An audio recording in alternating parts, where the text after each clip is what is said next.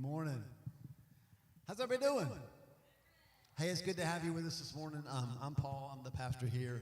And so this morning, here's what's going to happen. I do know that there's some technical difficulties online. So if by any chance you're able to see this stream, hey, y'all. But if not, this is just something God has for us here in the house this morning. So I'm going to share a quick scripture with you. And this is Allison. Say, hey, Allison.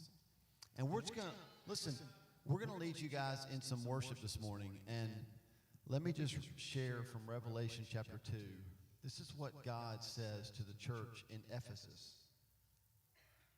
He says, these are the words of him who holds the 7 stars in his right hand and who walks among the 7 golden lampstands. I know your deeds. Now, he's talking to the church. So if you love Jesus, he's talking to you. You with me? Listen to how good this sounds. I know your deeds, your hard work, and your perseverance. Raise your hand if you've been working hard for the Lord. You've been persevering.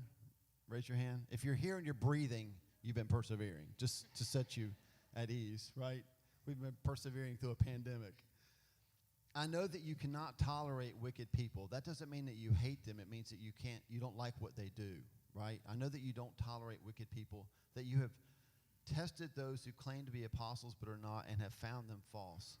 You have persevered and have endured hardships for my name and have not grown weary. Now, it's possible the last part we're like, yeah, I don't apply to that, right? I have grown weary. But let's just give you the benefit of the doubt that through all of this perseverance, you've not grown weary.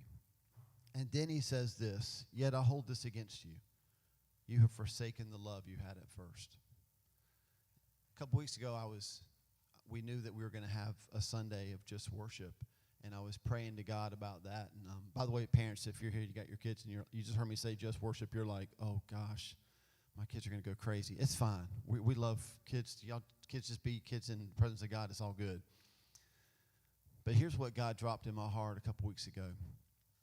Every time I've read that verse about forsaking your first love, if you've ever been to youth camp and God moves in your heart at youth camp, and then, I would always associate it with that. Like the way I used to love Jesus at youth camp, I've forgotten that.